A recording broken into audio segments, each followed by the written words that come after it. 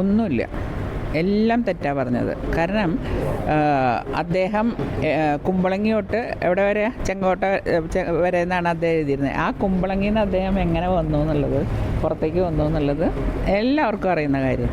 പിന്നെ എൻ്റെ കാരണം പണ്ട് ഒരിക്കൽ ചാലക്കുടി അച്ഛൻ നിർത്താൻ അച്ഛൻ്റെ ഉള്ളിലൊരു ആഗ്രഹം ഉണ്ടായിരുന്നു. പക്ഷെ അത് നമ്മുടെ കൂട്ടത്തിൽ തന്നെ മുരളിയേട്ടനും കൂടി ഉണ്ട്. രണ്ടുപേർ കൂടി വേണ്ട പറഞ്ഞപ്പോൾ ഞാൻ തന്നെ പിൻവാങ്ങി. ഞാൻ പറഞ്ഞു വേണ്ട, വെറുതെ അടിയുണ്ടായി. അപ്പോൾ അച്ഛനും അത് പിന്നെ മൈൻഡ് ചെയ്തില്ല. ആ സംഭവത്തിനെയാണ് പറയണത്. പോയി സോണിയാഗാന്ധിയുടെ അടുത്ത് സംസാരിച്ചു. എൻ്റെ സോണിയാഗാന്ധിയുടെ അടുത്ത് സംസാരിക്കാൻ കെ കരുണാകരന് വേറെ ആരുടെയെങ്കിലും സൗജന്യം വേണം എല്ലാത്തിനും. അതായത് അദ്ദേഹമായിരുന്നു ആ സമയത്ത് സോണിയാഗാന്ധിയായിട്ട് ഏറ്റവും അടുപ്പുണ്ടായിരുന്നതെന്ന് കാണിക്കാനും. ഇപ്പോഴും സോണിയാഗാന്ധിയായിട്ട് മുഴുവൻ ബുക്ക് വായിച്ചാൽ മനസ്സിലാവുമെന്ന് എനിക്ക് തോന്നണേ. എനിക്ക് മുഴുവൻ വായിക്കാൻ പറ്റില്ല, ഞാൻ എൻ്റെ ഭാവം മാത്രമേ നോക്കിയുള്ളൂ. അത് കഴിഞ്ഞ് എൻ്റെ സഹോദരനെ കെ മുരളീധരനെ KPC പ്രസിഡൻ്റ് ആക്കുന്ന കാര്യത്തിലും ശ്രീമതി സോണിയാഗാന്ധിക്ക് എതിർപ്പുണ്ടായിരുന്നു.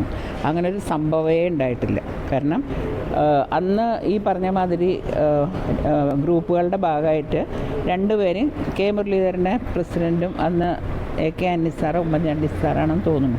അവർ മുഖ്യമന്ത്രിയാക്കാനുള്ള തീരുമാനത്തിലാണ് അത് വന്നത്. അല്ലാണ്ട് ഇവരുടെ ആരും സൗജന്യമൊന്നുമല്ല. അത് നന്നായി കൊണ്ടു നടക്കുകയും ചെയ്തു അദ്ദേഹം. അത് കഴിഞ്ഞ് എൻ്റെ പിതാവ് ക്ഷീണിതനായപ്പോൾ ശ്രീ KV തോമസ് നേരെ AK ആൻ്റണിയുടെ അടുത്തേക്ക് പോയി മാറി. പിന്നെ അതിനുള്ള ഇതായിരുന്നു, ഇവിടെ നിന്നുള്ള ന്യൂസുകളൊക്കെ അവിടെ കൊണ്ടു കൊടുക്കുക. അങ്ങനെ ചതിച്ചുകൊണ്ടിരിക്കുകയായിരുന്നു. അപ്പോൾ സ്വാഭാവികമായിട്ടും എൻ്റെ അച്ഛനും ഞങ്ങളൊക്കെ അകന്നു അദ്ദേഹമായിട്ട്. അത് കഴിഞ്ഞ് അതിന് മുമ്പും ഉണ്ടായിരുന്നു ബന്ധമെന്നാണ് പറയണത്. ഇവിടുത്തെ ന്യൂസുകളൊക്കെ അവിടെ കൊണ്ടു കൊടുക്കുക, അങ്ങനെയൊക്കെ ഉണ്ടായിരുന്നു. അതൊന്നും അന്വേഷിക്കാൻ കെ കരുണാകരൻ തയ്യാറായില്ല. എന്തെങ്കിലും ആയിക്കോട്ടെ എന്ന് വിചാരിച്ചു. അത് കഴിഞ്ഞ് പിന്നെ അവിടെ നിന്നാണ് പിന്നെ ശ്രീ പിണറായി വിജയൻ്റെ അടുത്തേക്ക് പോയത്. ഒരു കാര്യം കാണാൻ ഇത്രയും നുണ പറയുന്ന അല്ലെങ്കിൽ മനസ്സാക്ഷി ഇല്ലാത്ത ഒരു മനുഷ്യനാണ് ശ്രീ KV തോമസ്. നമ്മളൊക്കെ ഒരു സ്വന്തം സഹോദരൻ്റെ മാതിരി വിചാരിച്ച് ഞങ്ങളുടെ കുടുംബത്തിലൊരു അംഗന്മാരെയാണ് അദ്ദേഹം ജീവിച്ചത്. കെ കരുണാകരൻ്റെ ആ കൈയില്ലെങ്കിൽ അദ്ദേഹം എവിടെയും എത്തില്ല. പക്ഷെ എത്തിക്കഴിഞ്ഞപ്പോൾ പിന്നെ അദ്ദേഹത്തിനൊരു മിടുക്കുണ്ട് എവിടെയും പൊത്തിപ്പിടിച്ച് കയറാനുള്ള. അങ്ങനെ അദ്ദേഹം കയറി പോയി എന്നല്ലാണ്ട് ഇപ്പോൾ ഒന്നും അല്ലാണ്ടായി. ഇങ്ങനെ വരുന്നവരൊക്കെ അങ്ങനെ ആവുള്ളൂ. പക്ഷേ മരിച്ചുപോയൊരു മനുഷ്യൻ, അദ്ദേഹം നമുക്ക് നന്ദി ഇല്ല പോട്ടെ, ഇങ്ങനെ കുറ്റപ്പെടുത്തുന്ന കണ്ടപ്പോൾ വളരെയധികം വിഷമം തോന്നി. ഇതെല്ലാം കണ്ട വ്യക്തിയാണ് ഞാൻ. അതുകൊണ്ടാണ് അദ്ദേഹം നാളെ എന്ത് പറഞ്ഞാലും എനിക്ക് പ്രശ്നമൊന്നുമില്ല. വേണേൽ തെളിവോടുകൂടി പല സാധനങ്ങളും കാണിച്ചു തരാം.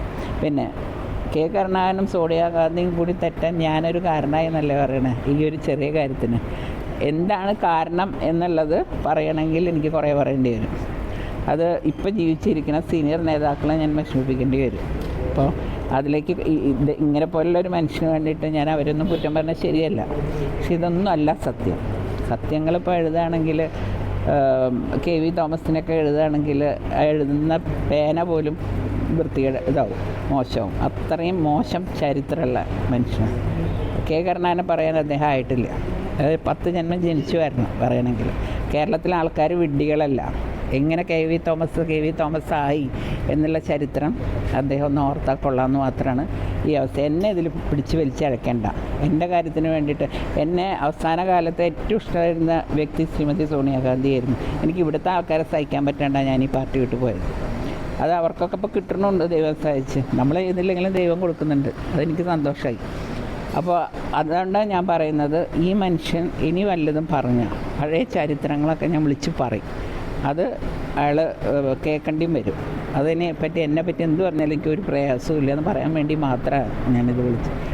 ശ്രീ കെ കരുണാകരന് എതിരായിട്ട് പറയാൻ ആൾക്ക് യാതൊരു ഇത് മടിയില്ലാണ്ട് പറഞ്ഞപ്പോൾ അത് വല്ലാണ്ട്.